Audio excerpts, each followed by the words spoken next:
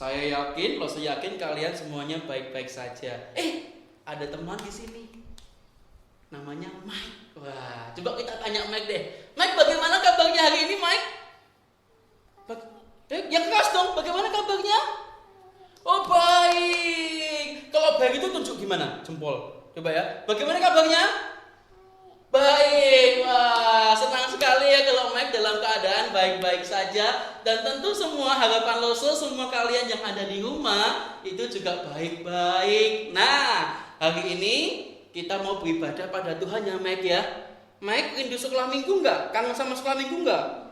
Iya, mantuk nih ya. Berarti Kak Mike juga kangen ketemu dengan adik-adik semua ya. Nah, hari ini kita mau sama-sama memuji nama Tuhan untuk memulai ibadah kita hari ini ya. Kita pujikan burung pipit yang kecil adik-adik. Oke ya? Ayo Mike. Ayo. Burung pipit yang kecil dikasihi Tuhan, terlebih diriku. Dikasih siapa? Kasih itu bunga bakung di padang, diberi keindahan, terlebih diriku dikasihi Tuhan. Nah, Mike, sebelum kita mau lanjutin ibadah, kita berdoa dulu ya. Mike, kalau berdoa sikapnya gimana? Oke ya. Lipat tangan terus apa? Tutup mata. Tutup mata. Oke ya. Kita berdoa ya, Mike ya. Yuk kita berdoa.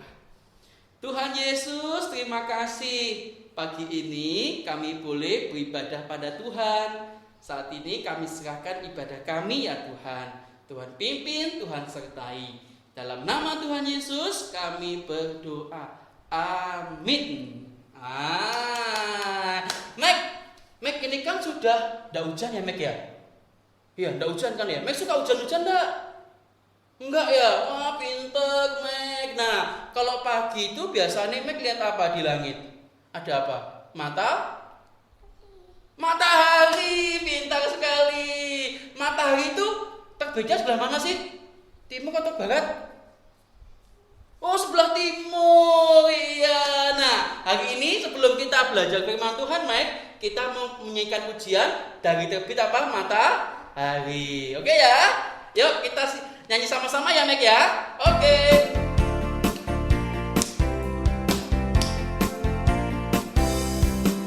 Dari terbit matahari sampai pada masuknya, biarlah nama Tuhan dipuji. Dari terbit matahari sampai pada masuknya, biarlah nama Tuhan dipuji.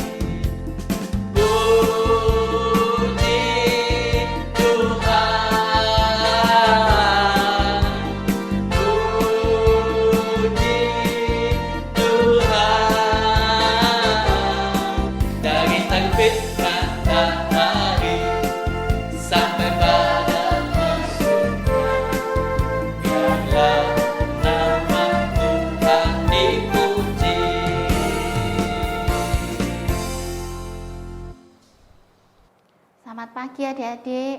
Senang sekali ya Lose bisa berjumpa lagi dengan adik-adik semuanya. Walaupun kita sudah lama tidak ketemu di gereja, tapi pada pagi hari ini kita akan bersama-sama mendengarkan firman Tuhan. Kita akan bersama-sama berkumpul melalui online ya. Kita sama-sama beribadah dari rumah.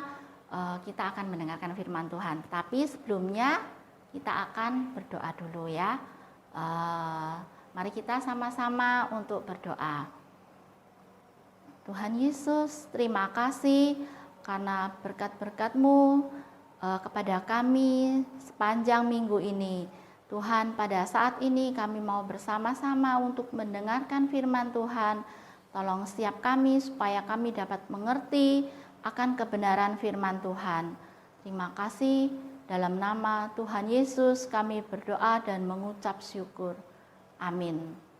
Nah, kita hari ini akan mendengarkan firman Tuhan yang diambil di dalam Keluaran pasal 2. Keluaran itu di dalam kitab perjanjian apa? Perjanjian lama atau perjanjian baru?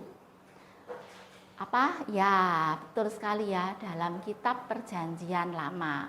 Nah, pada pagi hari ini kita akan bersama-sama mendengarkan cerita firman Tuhan tentang Musa.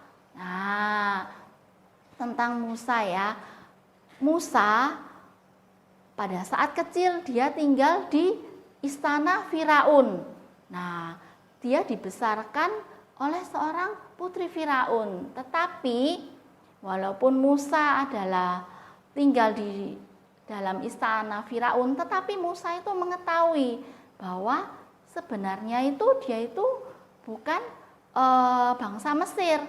Dia mengetahui bahwa dia itu sebenarnya itu adalah bangsa Israel. Pada saat Musa beranjak dewasa dan ia sedang melihat-lihat di luar istananya ya, dia melihat, loh, ini orang-orang Israel ini sedang bekerja keras ya. Dia disuruh oleh orang-orang Mesir menjadi budak. Budak itu apa ya? Nah, budak itu seperti sekarang ini pelayan ya, disuruh-suruh angkat-angkat barang-barang atau disuruh kerja yang keras. Nah, seperti itu.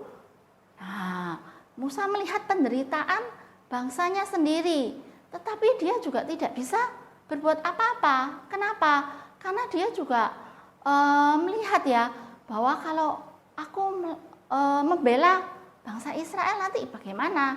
Tetapi pada suatu hari, pada saat Musa sedang berjalan-jalan, dia melihat bahwa ada seorang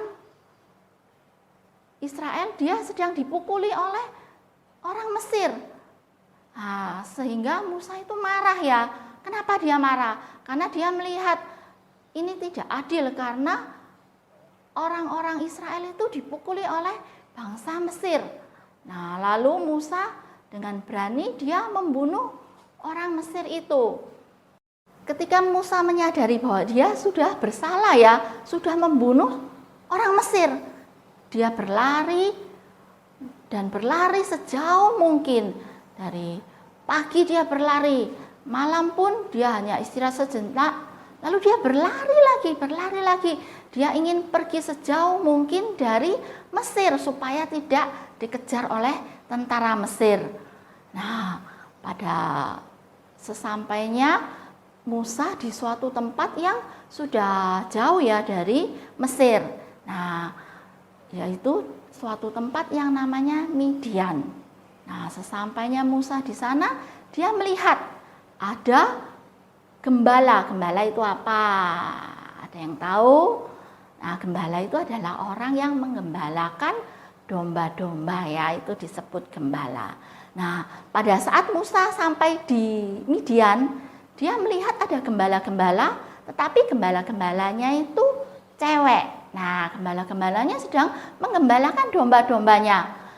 Dan gembala-gembala yang cewek ini diganggu oleh gembala-gembala lain yang cowok. Nah, ada gembala. Jadi ada dua kelompok gembala ya, ada gembala yang cewek dan ada gembala yang cowok. Tetapi gembala yang cowok itu mengganggu gembala yang cewek ini.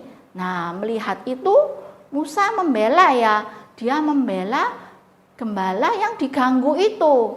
Nah, gembala siapa yang diganggu? Cewek apa cowok? Ya, yang diganggu gembala cewek ya. Nah, Musa menolong gembala cewek ini yang sudah diganggu. Dan akhirnya Musa berkenalan dengan gembala ini. Namanya adalah Zipora. Siapa namanya? Ya, namanya adalah Zipora. Nah, tidak lama kemudian setelah berkenalan, Musa dan Zipora ini akhirnya menikah ya adik-adik. Nah, dan Musa tetap tinggal di Midian. Ia juga menjadi seorang gembala bersama dengan Zipora ini. Dan Musa mendapatkan 2 orang anak, namanya Gersom dan Eliezer. Namanya siapa? Gersom dan Eliezer. Nah, setiap hari Musa ini menggembalakan domba-dombanya ya.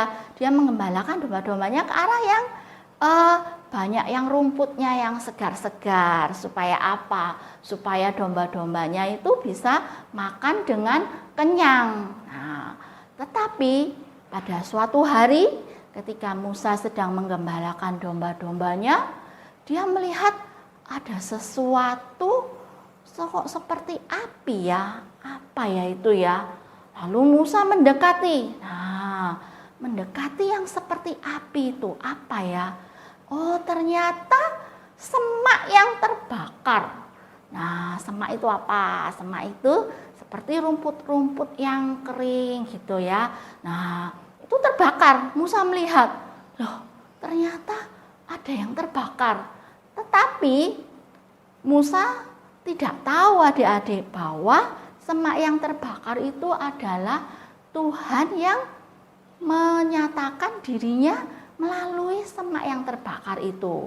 Nah, ketika Musa mau mendekatinya, tiba-tiba terdengar suara Tuhan ya berseru kepada Musa, "Jangan mendekat, lepas dulu sepatumu karena tempat yang kamu injak ini adalah kudus." Nah, Musa menurut ya, dia lalu melepaskan sepatunya. Nah, setelah ia melepaskan sepatunya, dia mendengarkan apa yang Tuhan firmankan kepada Musa. Nah, Tuhan minta Musa, "Pergilah, kamu harus menyelamatkan bangsa Israel. Kamu pergi ke Mesir." Nah, tetapi apa yang dikatakan oleh Musa? "Loh, tapi saya takut Tuhan.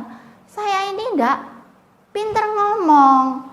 Saya harus katakan apa kepada Raja Firaun? Saya ini enggak bisa ngomong."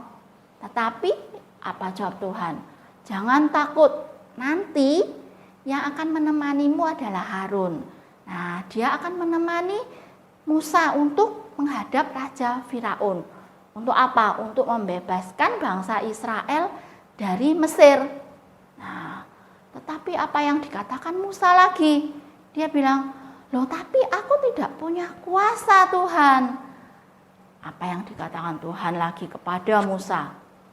"Jangan takut, aku akan memberimu kuasa."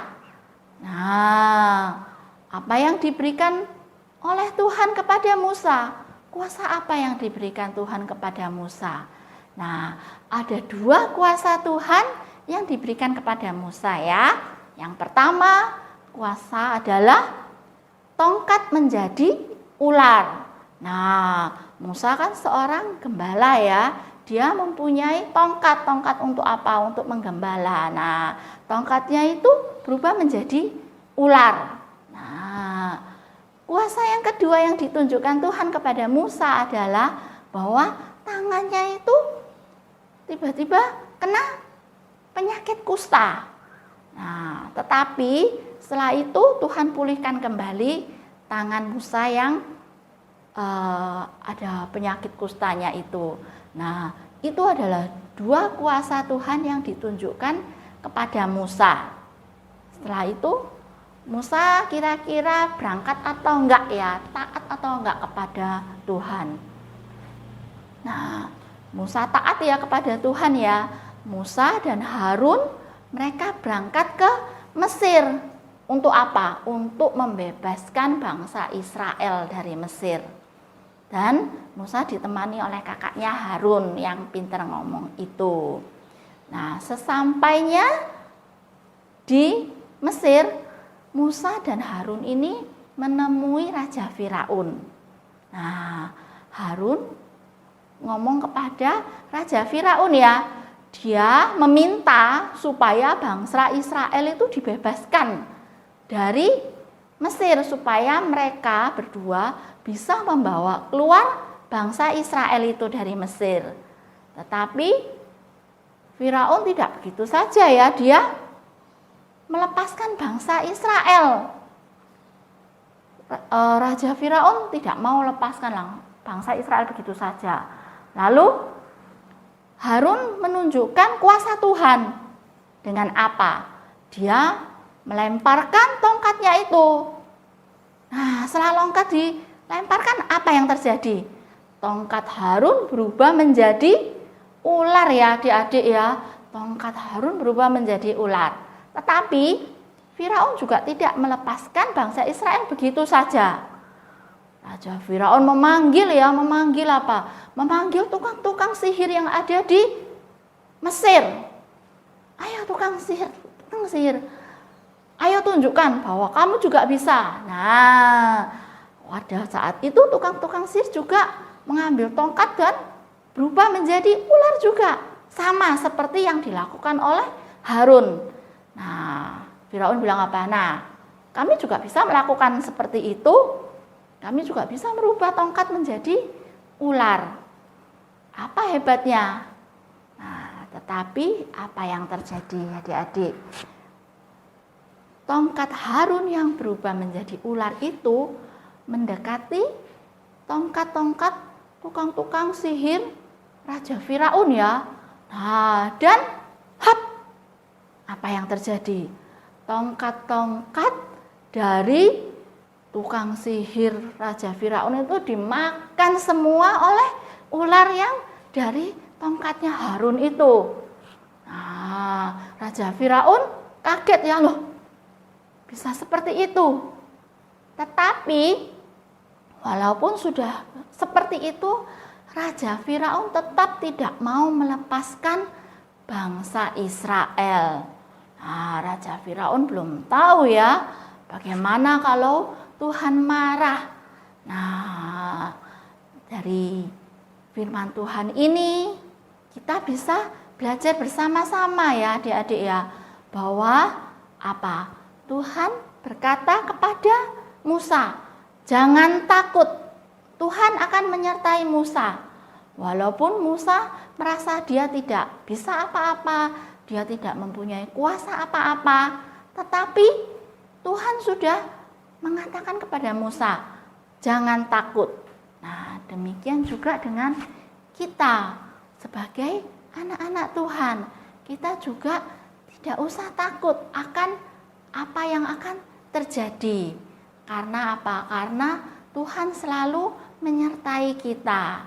Nah, dari cerita Alkitab itu kita bisa melihat ya adik-adik ya, walaupun Musa takut, yang dia tidak berani, tetapi karena kuasa Tuhan, karena penyertaan Tuhan, Musa dapat melakukan hal-hal yang mungkin Musa juga tidak menyadari, tidak mengetahui bahwa itu semua adalah penyertaan Tuhan.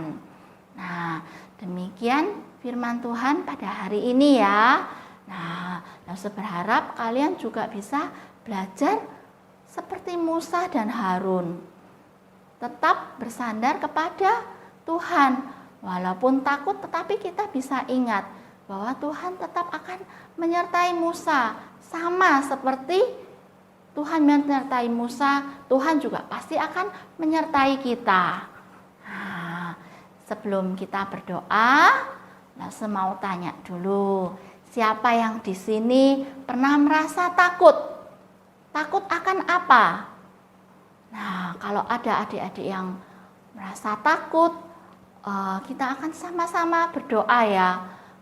Karena kalau kita berdoa, kita akan percaya bahwa Tuhan pasti akan menyertai kita, pasti akan menyertai Lause, menyertai adik-adik semuanya.